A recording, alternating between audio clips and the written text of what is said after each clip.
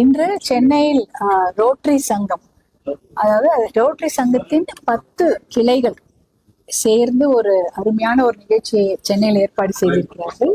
அதில் சம்சார சங்கீதம் என்ற ஒரு இன்றைய தலைமுறைக்கு ஏற்ற ஒரு தலைப்பை கொடுத்து அதில் என்னை பேச வருமாறு அழைத்திருந்தார்கள். இங்கே வந்திருந்ததும் எல்லோருடைய அன்பு மழை நினைந்து கொண்டே நிறைய விஷயங்களை நாங்கள் பேசிக் கொண்டிருந்தோம்.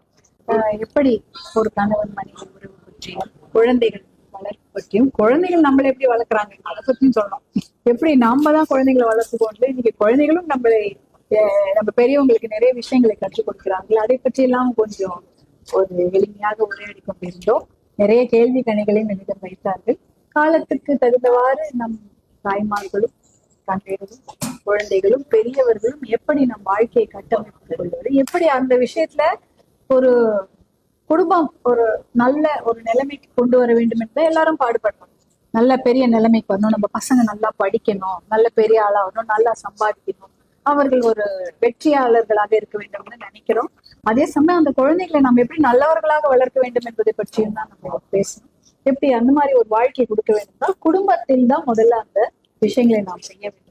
நாம எப்படி நல்லா வாழறோம் அதே மாதிரி அதை பார்த்துதான் குழந்தைகளை வளர்வாங்க. We are the models for our example for our children. நம்ம நல்லா இருக்கிறோம், நம்ம வாழ்க்கையில் நம்ம மற்றவங்களுக்கு மரியாதை கொடுத்து வாழறோம், நேர்மையாக இருக்கிறோம், இல்ல நல்லவங்களாக இருக்கிறோம் அப்படின்றத வச்சுதான் நம் பிள்ளைகளும் அதை கற்றுக்கொண்டு வளர்வார்கள். என்ற பட்செல்லாம் நிறைய காலத்திற்கு ஏற்ற விஷயங்களை இன்று பகிர்ந்து கொண்டோம் தான் சொல்லணும். அந்த தலைப்பில் இன்று ரோட்டரி சங்கம் எனக்கு ஒரு அருமையான வாய்ப்பை, ரோட்டரி சங்கம் ஒரு அருமையான வாய்ப்பை எனக்கு கொடுத்திருந்தார்கள்.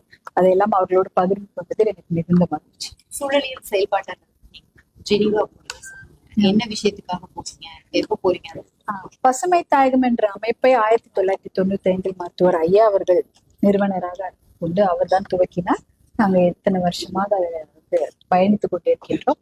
அதில் பாத்தீங்கன்னா பசுமை தாயகம் என்ற அமைப்பு இப்ப யுனைடெட் நேஷன்ஸ், ஐக்கிய நாடுகள் சபையின் அங்கீகாரம் பெற்ற ஒரு தன்னார்வ தொண்டு நிறுவனமாக இன்று இருக்கிறது. தமிழ்நாட்டுல அந்த மாதிரி வெகு சில நிறுவனங்களே இருக்கின்றன. என்ஜிஓக்கள் சொல்லுவோம், நான் கவர்மெண்ட் ஆர்கனைசேஷன். அதுல பசுமை தாயகம் United Nations accredited to the United Nations. So எங்களால யுனைடெட் நேஷன்ஸ் நடத்தக்கூடிய நிறைய நிகழ்ச்சிகள் வருடம் முழுக்க நடத்தி கொண்டிருப்பார்கள். நியூயார்க்ல நடத்துவாங்க, ஜெனீவால் நடத்துவாங்க.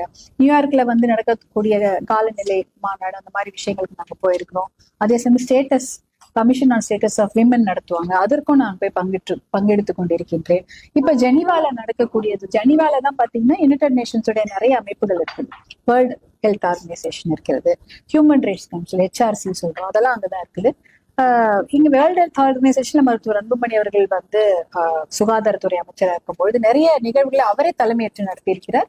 அதே போல ஹியூமன் ரைட்ஸ் கமிஷன்ல அவர் மருத்துவர் அன்புமணி அவர்கள் பேசியிருக்கிறார். இந்த முறை நடக்கக்கூடிய இந்த நிகழ்வில் பசுமை தாயகத்திற்கு பேசுவதற்கு ஒரு வாய்ப்பு வழங்கப்பட்டிருக்கிறது. கண்டிப்பாக அது அக்டோபர் 1ஆம் தேதி இருக்கும் என்று நினைக்கின்றேன். அதற்காக நாங்க பசுமை தாயகம் சார்பாக ஒரு குழுவாக ஒரு 5 பேர் நாங்க என்னுடைய தலைமையில் நாங்க செல்வதாக இருக்கோம்.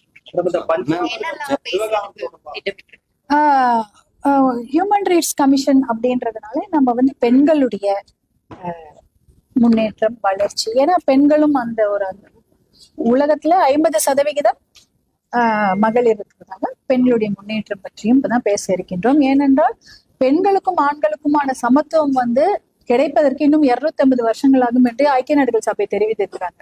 ஏன்னா ஈக்குவல் பேயா இருக்கட்டும், இல்ல அவங்களுக்கு ஈக்குவல் சமத்துவம், ஆப்பர்ச்சுனிட்டி எதுவா இருந்தாலுமே அது கிடைப்பதற்கு உலகம் முழுக்க கிடைப்பதற்கு 250 வருடங்களாகும் என்று ஒரு 2018 ஒரு புள்ளி விவரம் சொல்லி இருக்கிறாங்க. அதை நோக்கிய ஒரு விஷயங்கள் தான் பேசலாம். மேம், சென்னை மேயருடைய தபேரா இருக்கிறவங்க லிப்டிக் அதிகமா போட்டு இங்கிருந்து மணலிக்கு நான் வந்திருப்பது ரோட்டரி கிளப் நிகழ்ச்சி. இங்க இங்க இங்க இங்க அதை பற்றி பேசுவது சரியாக இருக்கும்.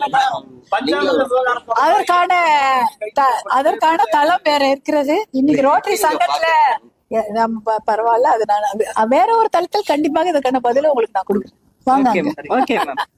நன்றி.